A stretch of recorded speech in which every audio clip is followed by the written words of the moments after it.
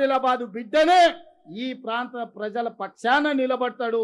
మహారాష్ట్ర సమస్యను పరిష్కరించుకోవడానికి ప్రయత్నం చేస్తాడు. ఈ రోజు నేను కిషన్ రెడ్డి గారికి కేంద్ర మంత్రికి విజ్ఞప్తి చేస్తున్నా. మీ భుజాల మీద గురుతరమైన బాధ్యత ఉన్నది. మీరు తెలంగాణ రాష్ట్రం నుంచి పార్లమెంట్ సభ్యుడిగా కేంద్ర ప్రభుత్వంలో మీరు ఉన్నారు. మహారాష్ట్ర ముఖ్యమంత్రి గారు ఎందుకో వివక్ష చూపిస్తున్నాడు, ఎందుకో నిర్లక్ష్యంగా వ్యవహరిస్తున్నాడు. మా సమస్యను పరిష్కరించుకోవడానికి సంవత్సరం నుంచి మేము ప్రయత్నం చేస్తుంటే కనీస గౌరవం మర్యాద కూడా పాటిస్తలేడు తెలంగాణ ముఖ్యమంత్రి పక్షాన. నేను నీకు నచ్చకపోవచ్చు, లేకపోతే నీ చీకటి మిత్రుడు చంద్రశేఖరరావు గారికి నచ్చకపోవచ్చు, లేదా ఫడ్నవీస్ గారికి నేను గుర్తు రాకపోవచ్చు. కానీ నేను లేవనెత్తుతున్న సమస్య తెలంగాణ 4 జిల్లాల లక్షలాది రైతాంగ సమస్య. ఈ రైతాంగ సమస్యను పరిష్కరించడానికి కిషన్ రెడ్డి గారు దూతగా వ్యవహరించాల్సిన అవసరం ఉన్నది. మీరు మాట్లాడండి కిషన్ రెడ్డి గారు.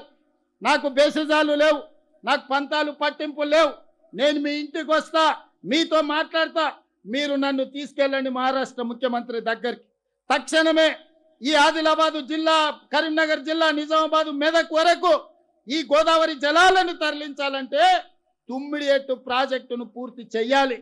తుమ్మిడిఎట్టు ప్రాజెక్టును పూర్తి చెయ్యాలి అనంటే ఈనాడు ఆ ప్రాంతంలో ఉన్న ఒక 1500 ఎకరాల భూసేకరణకు మహారాష్ట్ర ప్రభుత్వం సహకరించాలి.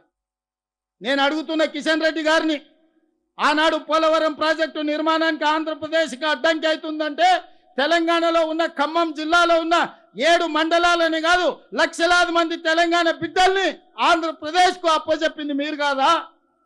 ఆంధ్రప్రదేశ్లో పోలవరం కట్టడానికి లక్షలాది ఖమ్మం జిల్లా వాసులను 7 మండలాలను ఆంధ్రప్రదేశ్కు అప్పచెప్పిన నరేంద్ర మోడీ గారు, మీరు మహారాష్ట్రలో ఒక 2000 ఎకరాల భూమి మాకు ఇప్పించలేరా?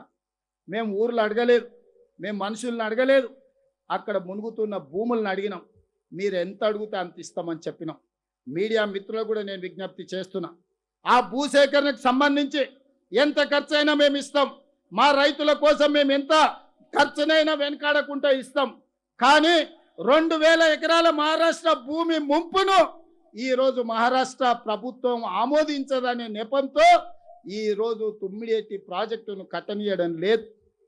ఇది ఏమైనా సమంజసమా అని నేను అడుగుతున్నా. మా ప్రాంతాన్ని 7 మండలాలను ఆంధ్రప్రదేశ్కి అప్పచెప్పారు. లక్షలాది కుటుంబం, లక్షలాది ప్రజల్ని ఆంధ్రప్రదేశ్లో కలిపేసింది. మేము మనుషులను, ఊర్లను అడుగుతలేము. 2000 ఎకరాల భూమిని మాత్రమే అడిగిన మేము ప్రాణహిత చేవెళ్ళ ప్రాజెక్టు తుమ్మిడిఎట్టి దగ్గర నిర్మించుకోవడానికి.